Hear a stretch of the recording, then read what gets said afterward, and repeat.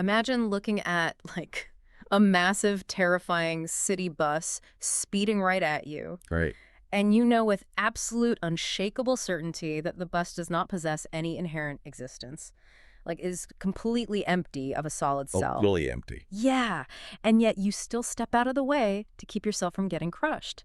How? I mean, you've sent us an incredible stack of sources today. You've got dense research papers on Madhyamaka, translations of Nāgārjuna and Candrakirti, your own meticulous margin notes, and even some cutting-edge articles on relational quantum mechanics. That's quite the pile, yeah. It really is. And since you, the listener, are a peer, an expert in this field who already knows the historical debates and foundational texts, today's mission isn't to just reread the legend on the map. Exactly. We're going deeper. Right. Today, we are going straight for the ultimate operational paradox of the entire philosophy. We're asking, what does abiding in suchness, or tathatā, actually look and feel like in practice? Yeah, that's the big one. Okay, let's unpack this.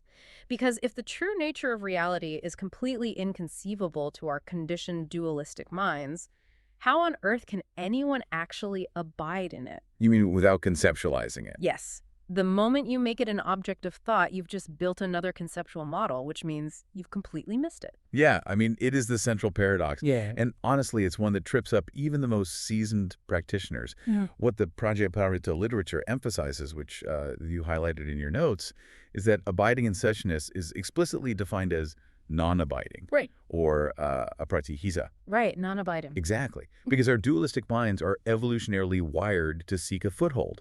The brain constantly wants a subject looking at an object, or, a self resting comfortably in some elevated, stable state. It wants a solid floor to stand on. It desperately wants a floor. But abiding in suchness is the exhaustion of that very habit. It is the cessation of prapañca, the proliferation of our conceptual fabrications. And, we have to remember, those fabrications aren't a malicious glitch. They are literal biological survival tools. Right. Our brains are basically biological segmentation machines. Yes. Slicing a seamless reality into manageable, solid blocks like self and threat and food is how an organism stays alive. We cut reality into bite-sized pieces so we can chew on it. That's a great way to put it, but it's also the exact mechanism that causes existential suffering. Well, sure. But to really understand how a practitioner can abide in suchness without just creating a shiny new conceptual safe room, we have to look at how we naturally split reality into hierarchies, right? Yeah, and the most pervasive trap for the conditioned mind, one that you see constantly in early philosophical debates, is what we might call the two stories illusion. The two stories, Yeah. like a building. Exactly. It's the tendency to view the two truths of Madhyamaka as a two-story building. People imagine conventional reality, superimposing, as the messy, noisy ground floor where cause and effect, language, and speeding buses exist. Right, the everyday chaos. And then they imagine ultimate reality, paramarthasatya, as this pristine, featureless, silent penthouse up above where everything just disappears into a tranquil void. Oh man, the VIP room of emptiness. You meditate hard enough, you get the elevator key to the penthouse, and you just leave the messy ground floor behind. Yeah, and that is the exact instinct we're deconstructing here. Madhyamaka violently rejects that elevator. Wow, really? Yeah, absolutely. There is only one floor. The ultimate truth is not a separate realm or a hidden substrate. It is simply the actual nature of the conventional ground floor. Dependent origination is emptiness. Because things depend on causes. Right. Because things depend entirely on causes and conditions to exist, they are entirely empty of a solid, independent self. The classical analogy from your sources is the magician's illusion. Oh, I love this one. It's classic for a reason. So, imagine a skilled magician conjures a vivid illusion of a magnificent horse. The audience, trapped in delusion, believes the horse is inherently real. They might even feel fear if it rears up. Because to them, it's a solid, dangerous horse. Exactly. Now, a blind person in the room misses the show entirely. That represents the extreme of nihilism, mistaking emptiness for literal blankness. Ah, I see. But the magician sees the horse clearly, enjoys the vivid spectacle, but knows exactly how the illusion is constructed. They never forget that it lacks the actual substance of a real horse. I love that framing. It's like thinking the source code of a video game is the real game and the graphics on the screen are somehow fake, when actually they are the exact same thing. The code is the graphics are the code. That analogy works up to a point, yeah. But let's push it further, because it still implies a hidden base layer generating the surface. Wait, you're saying there's no base code? Madhyamaka would say there is no underlying source code at all. The graphics are generating themselves in relation to other graphics. There's no hidden backend.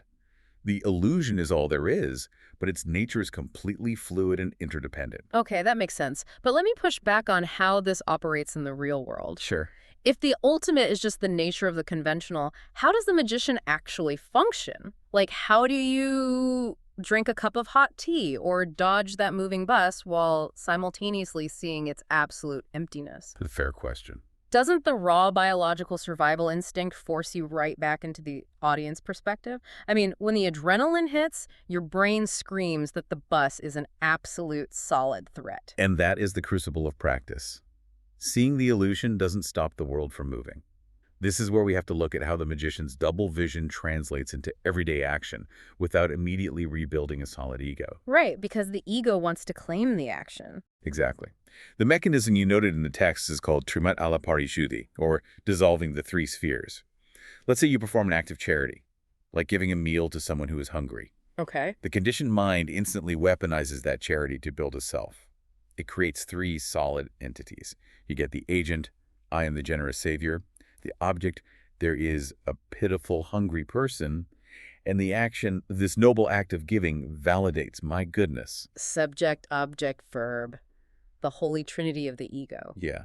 And they mutually reinforce one another to create a solid identity.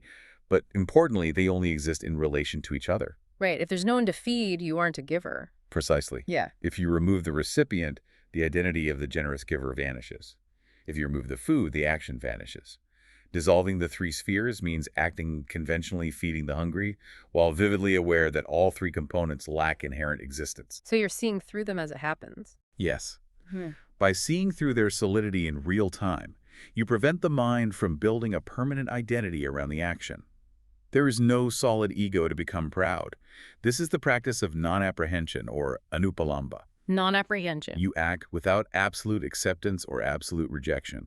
You accommodate conventional appearances with a very light touch, like adjusting a projection on a screen, rather than trying to chisel snow. Here's where it gets really interesting. Because the way you're describing that flow state sounds almost exactly like muscle memory in an expert jazz musician. Oh, that's a good connection. Right. When they are deep in an improvisation, they aren't conceptually thinking about the individual notes or trying to validate themselves as a good musician. They are just responding spontaneously to the unfolding music. The jazz analogy is excellent for illustrating anubhoga, which is the Sanskrit term for effortless, uncontrived activity. Yeah. Action becomes a pure, spontaneous response to conditions. It's like how your hand immediately shoots out to catch a falling glass without you having to consciously deliberate, a glass is falling, I prefer unbroken glass, therefore I will catch it. Or just catch it. Exactly. But the risk with the jazz analogy is thinking there is still an underlying genius musician at the center of the performance. The bodhisattva path goes deeper. Deeper how? Well, as the Diamond Sutra states, a bodhisattva vows to liberate countless beings, knowing full well that not a single being actually exists. You act fiercely and compassionately on the conventional plane precisely because you know the savior, the saved, and the suffering are completely unfindable. Okay, but hold on. Let's look at the mechanics of getting to that point. Doesn't a bodhisattva need some initial dualistic volition to start the path in the first place? What do you mean? Well, even if that jazz musician is playing effortlessly now, they had to agonizingly practice scales for years with a very solid goal in mind. Doesn't the path require some heavy dualistic striving that only dissolves later? Ah, you are hitting on the exact epistemological fault lines where Madhyamaka gets incredibly subtle, and frankly where many advanced practitioners get stranded. I can see why. Yes, conventional volition, the desire to achieve realization, gets you to the threshold. But crossing that threshold requires recognizing what suchness actually is, and more importantly, what it isn't. The mind wants to treat realization as an acquisition.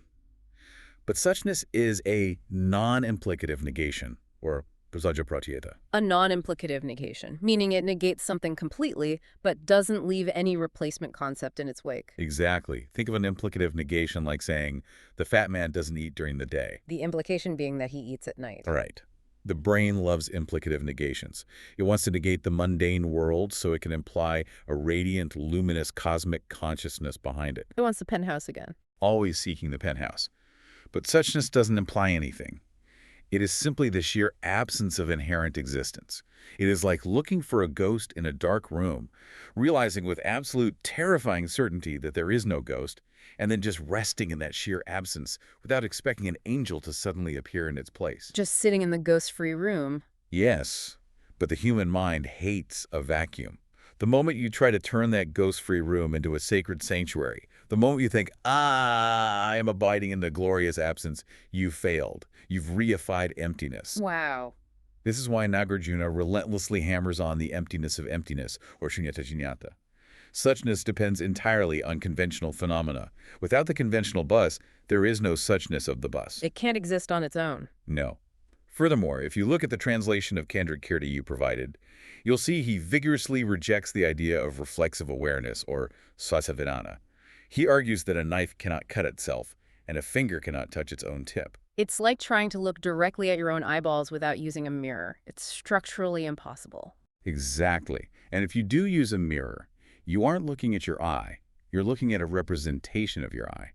The realization of suchness is completely unself-conscious. Meaning there's no observer watching the realization happen. Right. The mind does not stand back and monitor itself.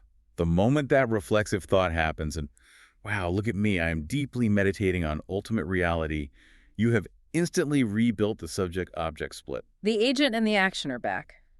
The ultimate goal is the total collapse of the boundary between meditative equipoise, samahita, and the post-meditative aftermath, pinalabdha.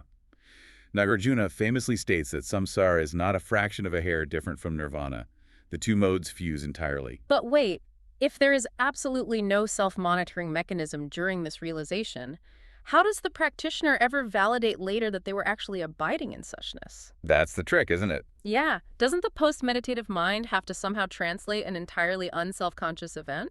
Because translation is usually where things get distorted. That translation is a distortion, which is why the mind must be systematically stripped of all its logical escape roads beforehand. You don't remember abiding in suchness the way you remember watching a movie. How do you recognize it then? You recognize it by the fundamental, permanent breakdown of your previous conceptual models. To force this breakdown, Nāgārjuna deploys his ultimate tool, the katukoi, or the tetralemma. It rigorously deconstructs any concept into four corners: not is, not non-is, not both, and not neither. Right, the ultimate cognitive checkmate. Let's walk through why it's a checkmate. Take any phenomena. The first corner says reality is not inherently existent that shatters eternalism. The second corner says it's not non-existent that shatters nihilism. The third says it's not both, which shatters confused paradoxical syncretism. Okay. But it's the fourth corner, not neither, that is the ultimate trap for a practitioner. Because the mind desperately wants to land there. Like when you realize the first three don't work, the brain says, the true nature of reality is this ineffable, mystical state of neither existence nor non-existence. It builds a new penthouse out of the word neither. Yes. It turns neither into a glowing, mystical safe room. That's why Nāgārjuna drops the hammer with the no-fifth rule. The no-fifth rule. There is no hidden fifth option. Yeah. Every logical permutation of human thought is exhausted by those four corners. You cannot abide in the fourth corner because neither nor is just another conceptual box.